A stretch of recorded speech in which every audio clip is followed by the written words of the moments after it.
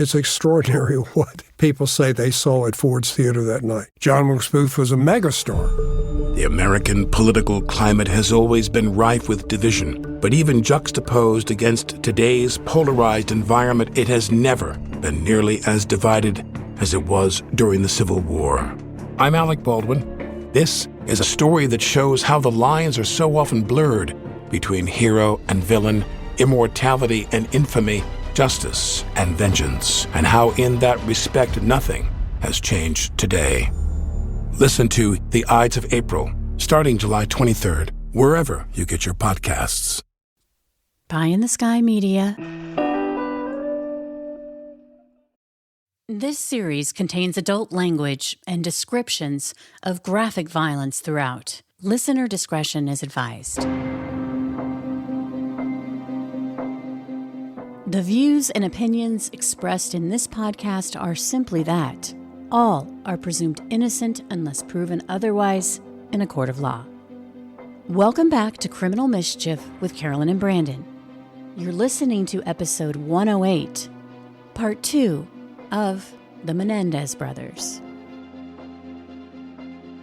If you haven't already, give a listen to episode 107.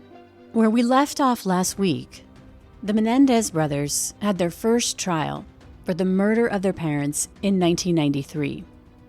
Eric and Lyle were tried together, and both brothers claimed self-defense, that they killed their parents because they were in fear for their lives from a father who was controlling and sexually abusing them. Lyle Menendez would testify that his father raped him. He raped me. Did you cry? Yes. Did you bleed? Yes. Were you scared? Very. Lyle would say that the abuse stopped for him. However, Eric would endure his father's sexual abuse for more than a decade, and a few days before the murders, had confided in his brother Lyle about the continued abuse. What do you believe was the originating cause of you and your brother ultimately winding up shooting your parents? Me telling... You telling what? Me telling Lyle that, You telling Lyle what? Was it you telling Lyle about something that was happening? My dad had been molesting me. The brothers had separate juries, who were given a choice to convict on murder or the lesser charge of manslaughter, based on the alleged physical, emotional, and sexual abuse they'd endured at the hands of their father.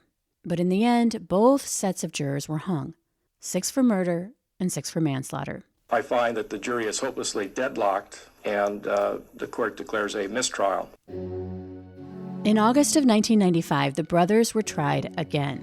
They were both convicted of first-degree murder and were sentenced to life in prison without the possibility of parole. Many people feel today that when the jurors sentenced the brothers to life without parole in 1996, it was a time when society was not ready to hear that boys could be raped, especially by their own father. And on the second trial, the jury wasn't given a choice. The jury was given, it's murder one or nothing. And that puts a jury in a very different position, because obviously the brothers admitted that they did kill their parents, but they claimed there were mitigating circumstances, including the abuse. And, so it put the jury in a really difficult position. That's attorney Stephen Cazares, who you heard in last week's episode. I'm Stephen Cazares. I am a white-collar criminal and civil defense lawyer and former federal prosecutor. Stephen didn't work on the case, but is very familiar with the Menendez brothers' story and their subsequent legal battles over the years, which included the controversial decision by the judge to exclude most of the abuse allegations that were directed toward the brothers' father, Jose Menendez. Wasn't it too that they weren't allowed to give a lot of evidence, like, as you said, it was full throat. I can't remember, you said full-throated or something, like full-throated. Full-throated defense. So in this case, I think they pulled back they weren't allowed to talk about the abuse. Judge Weisberg did not permit a lot of the mitigating defense evidence about the abuse And the only Eric testified, so he testified again to the abusive conduct, and then the cousin Andy also testified that Eric had told him about those events. But the other corroborating evidence, the female cousin, other family members who observed abusive behavior, expert testimony, all that was cut out. It wasn't. So essentially it was Eric and Andy saying abuse happened, and then the prosecution basically saying that's made up. It's a lie. Eric's lying. Andy's lying to help his cousin. And then the actual prosecution arguments, if you go to the transcripts, was they made this up. There is no corroborating evidence, which is a little dicey for a prosecutor to say when they know in the prior trial there was some corroborating evidence, but it was kept out of the trial. So, the way they word it is there's no evidence before you corroborating what Eric and Andy said. And that's where they kind of walk the ethical line. And the argument is there's no evidence before the jury of corroborating evidence because, in fact, it was cut out. It's not that it doesn't exist anywhere in the world, it just wasn't included in the trial. In June of 1996, Barbara Walters would sit down for an interview with the brothers who were housed in the same jail, but at the time were about to be moved, and they were worried that they would be taken to separate prisons. It's important to you to stay together when you get moved to the state prison? Very important. That is what's gotten us through these 6 years and through our life. The family that Eric and I grew up in, we had to be there for each other throughout, and it really created a bond that gets us through a very rough period. Some people might say, why should we put them together? I mean, look what they did. They should be punished as much as possible. Let's separate them. What do you say to that? You know people will say that, some. There's nothing to say to that. What we did, it was awful, and I wish I could go back. We will spend the rest of our life in prison, but if we're not put in the same prison, there's a good probability I will never see him again, and that some things that you cannot take, and there's some things that you can endure. With everything taken away, it'll be the last. It's the last thing you can take. Both brothers expressed immense regret that they had killed their parents, saying that they would do anything to take it back and that they deserved to be punished. Was really not, emotionally, was not a shocking difference from the life we had lived, because we lived really a very stressful, fearful life. And to me, it was kind of like I felt I should be punished. And it didn't feel good, but there was a part of you that feels like, that's right, it's better.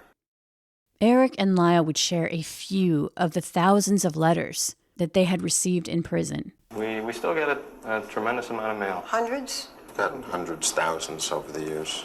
We asked your lawyers to give us a sample of some of your letters. A great many of them seem to deal with from people who have been abused themselves and relate to you. Lyle, what do you say to people who write to you? A lot of people that have written were very, they drew a lot of strength from watching the trial and from seeing Eric and I. And I've gotten mail after the verdict of people discouraged. And I wanted to say to them to not lose hope because of this one case and this one verdict. Very unique situation here, and that this does not mean that if they go get help, people won't believe them, or people will treat them harshly, or they'll be ridiculed. I don't feel they will be. That's not to say do what we did. Don't do what we did, but don't be afraid of getting help. People that want to reach out to social workers for help, but are ashamed or afraid. And the brothers discussed how the prosecutor chose to portray Eric during the trial as potentially gay and so not a real victim. Eric, you know that the prosecutor brought up the fact that you might have been a homosexual and that this might have caused some of the fury on your father's part. Yes, he did. I didn't hear about girlfriends. They were there. I guess what I just have to say to you is, are you gay? No. The prosecutor brought that up because I was sexually molested, and he felt in his own thinking that if I was sodomized by my father, that I must have enjoyed it, and therefore I must be gay, and the people that are gay out there must be sexually molested, or they wouldn't be felt. And it was upsetting to hear, but I'm not gay. But a lot of gay people write and feel connected to me.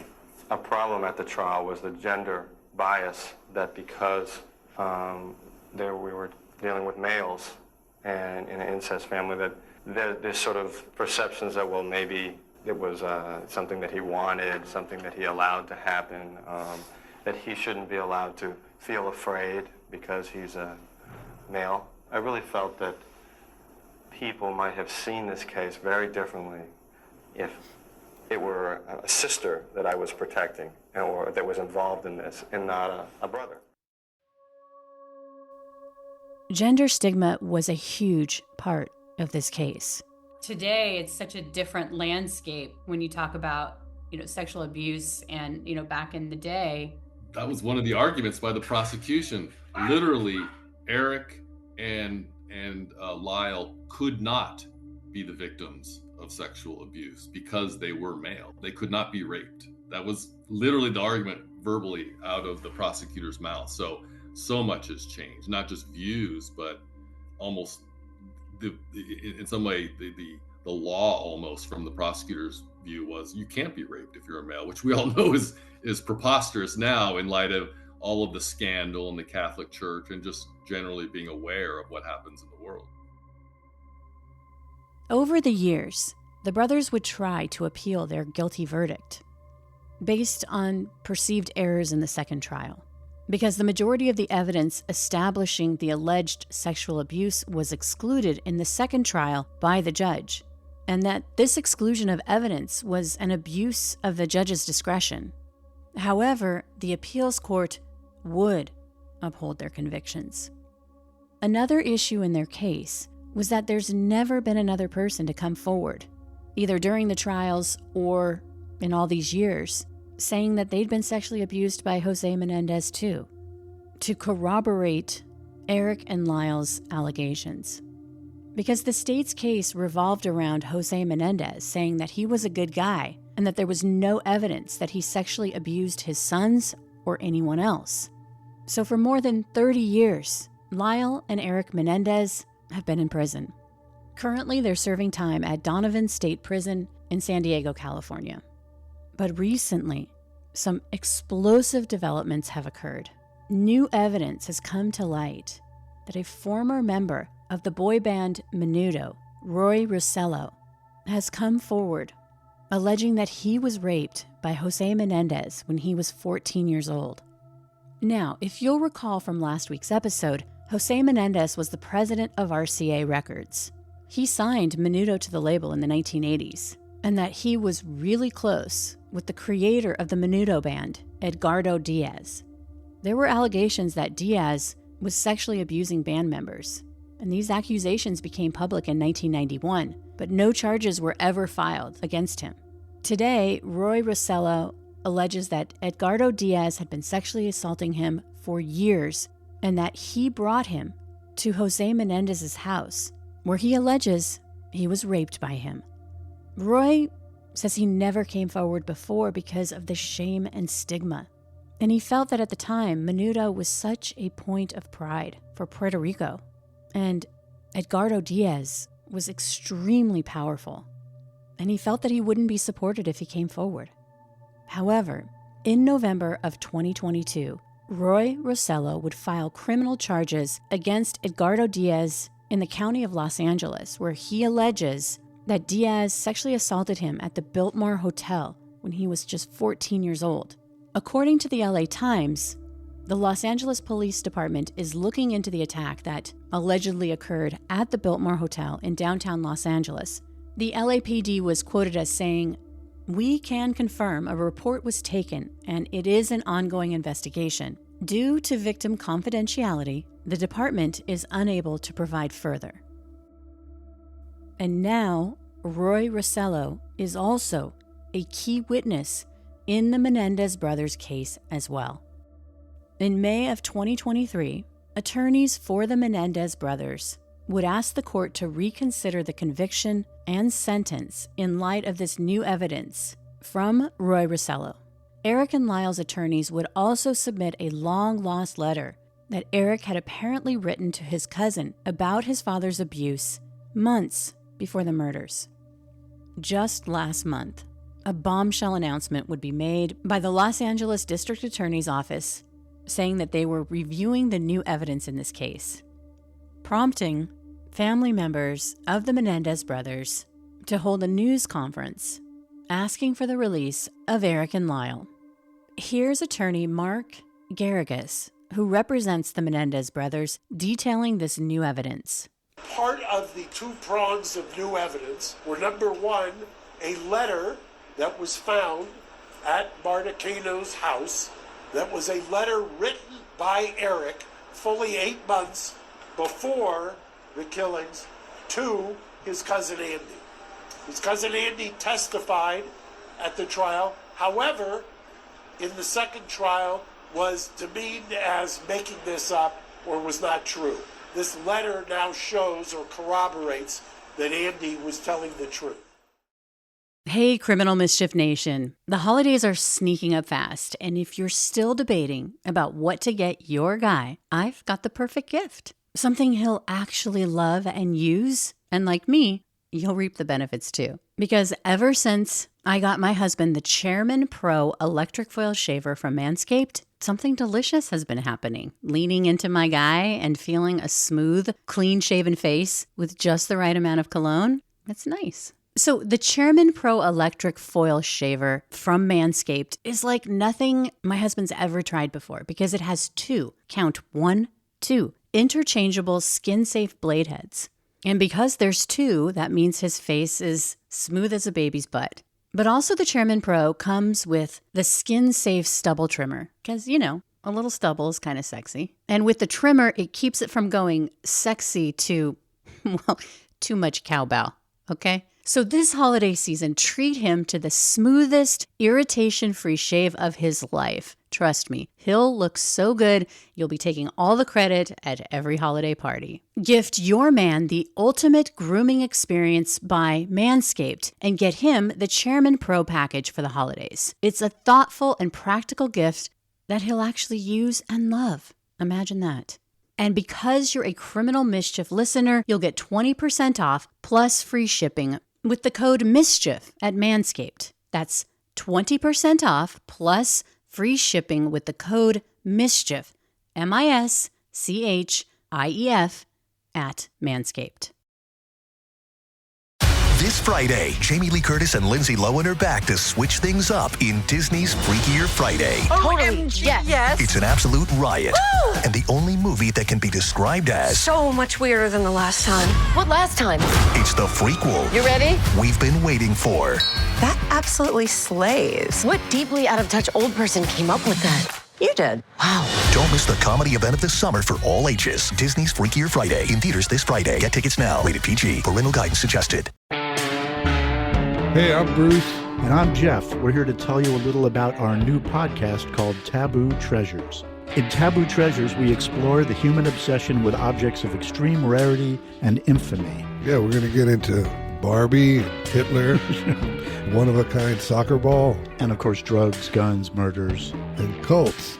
We hope you'll join us and learn a little and maybe even laugh a little while we tell you some of the stories behind the stories you only think you know. He also discusses Roy Rossello bravely coming forward after all these years. The declaration by Roy Rossello is incredibly important for a number of reasons. Number one, Roy Rossello, who was a member or a then member of the band Menudo, was and took great courage at Murray's finding him and talking to him to sign a declaration that said that he too was assaulted by the father, and not only assaulted, but it happened at the house. The reason that's important is that it corroborates what was testified to in trial number one, that it corroborates the fact that the safe place that Jose thought he had was in the house. It corroborates what the family members said was the very uncomfortable rule in that house that you could not go down the hallway if Jose was with one of the boys. That was the ground upon which he preyed. The brothers' cousin, Anna Maria, would also speak. Like so many others, I struggled to process the events of that fateful August day and the loss that I felt. Over time, it became clear that there were two other victims there on that day. My cousins Lyle and Eric. Lyle and Eric would continue to be victimized. They would be victims of a system that wouldn't hear them. And they would be victims of a culture that was not ready to listen. They would be mocked. They would be called cold-blooded killers, left to rot in jail and denied any hope of redemption. If Lyle and Eric's case were heard today, with the understanding we now have about abuse and PTSD, there is no doubt in my mind that their sentencing would have been very different. And yet, despite their circumstances, they have chosen a life of light. Without hope of release, they persevered. They have sought to better themselves and serve as a support and inspiration for survivors all over the world. Their continued incarceration serves no rehabilitative purpose. It's time to recognize the injustice they've suffered and allow them the second chance they deserve. Now here we are, both sides of the family united, sharing a new bond of hope. Hope that with the re-examination of their case, a new outcome will be reached. Hope that this 34-year nightmare will end and that we will be reunited as a family. I am here to ask the District Attorney's Office to take into account the full picture, the truth that was hidden for so long. Lyle and Eric deserve a chance to heal, and our family deserves a chance to heal with them. On October 24th, 2024, prosecutors announced that they will petition the court to re-sentence the brothers and that it could lead to their release. So what does this all mean? I want to finish off this episode with my interview with attorney Stephen Cazares, who breaks down what the next steps are in this case.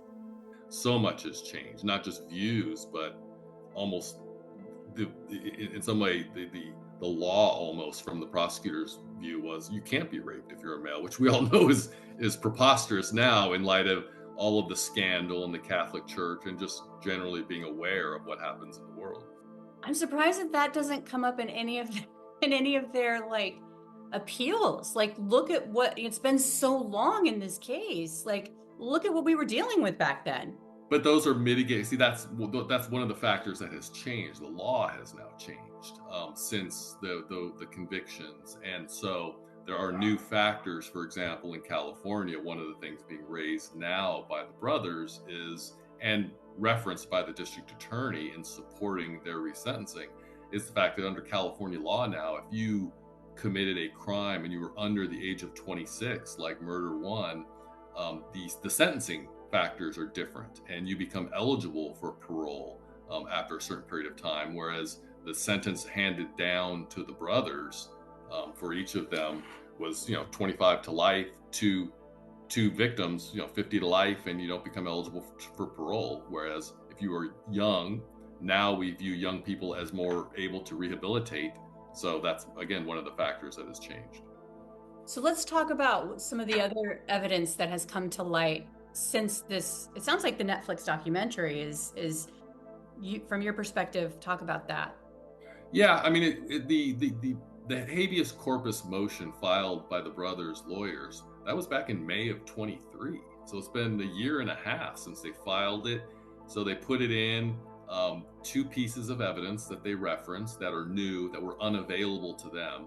One being this handwritten letter from Eric to his cousin Andy in late 1988, basically saying that his father was still abusing him, which apparently the lawyers for the brothers did not have back at the time of the first trials, was discovered by Andy's mother in cleaning up their house or something like that, because I think Andy is now passed. And then the testimony of Roy Rossello, the former member of Menudo, who was managed by RCA, and obviously, to be a victim of abuse in the way he's described it is a difficult thing, a painful subject. He has now come forward and signed a sworn declaration under oath that he was abused by the brother's father, by Jose. That clearly is new evidence that was unavailable to them at the time. And it's important to consider, I mean, there's nothing, Roy has no really dog in the fight. I mean, he doesn't gain anything from it other than just telling the truth about the father. And so that's really powerful new evidence. Arguably, you could say, well, Eric knew he wrote that letter to Andy. Maybe they should have looked for it. But, they didn't. The lawyers didn't have it. So those are the kind of the two pieces of new evidence that were in this habeas motion. But then it just sat there. The matter got continued. And then in September of this year, the Ryan Murphy Monsters Netflix show pops. And all of a sudden reporters were asking DA Gascon, hey, what about the brothers? What are you going to do? What are you going to do? And then everything kind of gained momentum since that time. I mean, that's what I love about press and media is the power to actually move something forward in a big way. It seems like that, no matter where you land on it, this is a big deal. And they've been waiting for, it's been over 35 years, right? It's an election year. The brothers had filed, their appeals all the way up to the California Supreme Court. They had filed previous motions for habeas corpus, all denied. Now they have this new evidence. They filed. Ryan Murphy shed some light on the case and some of the abuse. I mean, if you haven't seen the show, it's quite difficult to watch some of the scenes where Eric is describing what happens. It's really tough, and I think you've seen the whole thing. I have, and I mean, I think it's well done. It's not all true to life, but it's tough. Some of the scenes, obviously the murder scene's brutal, and the descriptions of some of the abuse is really, really tough. The characterization of some of the parties, I knew Leslie Abramowitz, his lawyer, Abrahamson, sorry, the lawyer for the brothers, who was very good. And they're not necessarily kind to her in some ways, but is she still alive? Yeah, she's still around. Yeah, she was asked for a quote about the show, and I think she declined to comment. It's a really tough case because when you think about the ultimate price that these parents paid, it's terrifying, but then you really need to know the context of what was going on and what their family was like. And that, because people, I remember back in the day, people were like, well, he could have just walked away. They could have just walked away. So it goes back to that spoiled rich kid kind of mentality. And they did not do themselves any favors by going out and buying Porsches and things like that. But if you listen, I was listening to some of the tapes of the therapy sessions, and it was like, oh, well, this world is just a world that people can relate to, but maybe you really have to understand it to get it. I mean, what causes and what created the monsters here? I mean, that's really the issue. I mean, the parents. I mean, to drive a child to literally shoot their parents in the head. That I mean, obviously it's extreme, it's horrible, but it doesn't happen in a vacuum. People don't just kill their parents in that way. When you come to understand apparently what was really going on, it really changes the light on the act and the punishment. I mean, the United States is the only country that still puts people to death for crimes. Really, it's us, Russia, and a few other really horrible countries that you wouldn't want to necessarily be convicted of a crime in. 35 years is a long time. And, obviously you can never bring them back to life and really do justice to someone because they're gone. Their life is gone. But 35 years it's a lot of time. And then when you consider some of these other factors, I think it's probably right that they should get out. So what do you think is going to happen next? Like, what is because now it's like, it feels like it's been fast tracked with the press attention.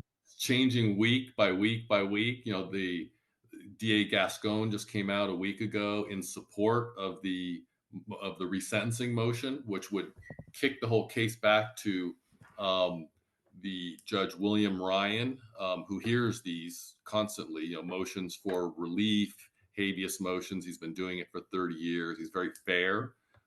He has released people as actually innocent as recently as a year ago, where the evidence suggested that a person was wrongfully convicted. So he has pulled the trigger in some instances, but it's more complicated here because DA Gascon requested a resentencing to include the new factor of being under 26, which provides the possibility for parole now. But that just means if the judge even agreed to resentence and made the brothers eligible for parole, this would just go before the parole board now. And that's a whole nother process. Public hearing, argument, kiddies. There are some family members of Kitty who don't agree that the brothers should be released. So not everyone is universally supportive. So all of that could take time. And then now just this week, the brothers filed papers with Governor Newsom for clemency. So it's not requesting a pardon because they've admitted they did the act and they've been convicted, but they're asking for clemency on the sentence to be released now by the governor. In the parole process, the governor would have the last word. If the parole board agreed to grant parole, the governor can object and deny if they so choose. And so this clemency request is now essentially trying to go right up to the last word, the governor, and attempting to get relief there because that would fast track. If the governor grants clemency, they could be released relatively soon. But again, Governor Newsom's not up for re-election, but it's still, it's an election year. Politics. DA Gascon's been kind of, accused of being soft on crime with some of his justice reform policies. Although here he stuck to his guns, so I don't know really how that cuts. The public seems to support the brothers, so maybe some argue that he's currying favor by supporting the brothers, but his opponent in the election is attacking him for being soft on crime, and still he's sticking to his guns and suggesting the brothers, should be released. So not really sure how it all cuts, but give him credit. He's always kind of advocated for justice reform, and here he's taken steps that are consistent with that view. So most people, in your opinion, just let's take LA, like most people, they're supportive of the brothers. That's kind of the read that you take, or do you have? I think that would probably be a stretch. There is a lot of public support from people who have the public eye. The Kardashians have gone public. Other well-known persons have gone public with their support for the brothers. Whether or not the man on the street believes they should go free, I don't know. That's just tough. It's hard to know. Do you think they have a chance? Like, do you think it's like 50-50, or do you, it feels like there's the politics behind it could go either way, because in these cases, it's a big deal letting them out. They killed their parents. Yeah, in my view, I think the evidence is powerful. That's particularly the Roy Rossello statements that the dad, this is consistent with basically what Eric is saying and Lyle are saying is consistent with what that father did to me, Roy Rossello. That's a lot. And to me, I think it's probably justified, and I don't see Governor Newsom necessarily as having a downside from granting it. There's no re-election. He's already been re-elected, so this is his last term. I guess to the extent he seeks higher office somewhere else, maybe it could come up, but I don't think this is the kind of case really where public sentiment would turn against him for acting in support of the brothers right now. It's a little bit different. The notoriety, the horrible nature of the crime, but also the horrible nature now of the mitigating factors. It's a unique, I think, case. Yeah, well, this has been great. Stephen, thank you so much for your time. Thank you so much for having me. It was a lot of fun. The court has set a date for Eric and Lyle Menendez on December 11th at the Van Nuys Courthouse, where their convictions will be reconsidered.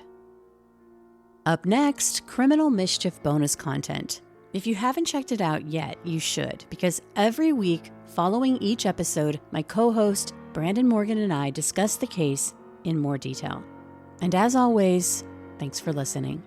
From Cloud 10, Criminal Mischief is a pie-in-the-sky production recorded in the beautiful Pacific Northwest. We're produced by Brandon Morgan and myself, music by Soundstripe. I'm Carolyn Osorio, your writer and host.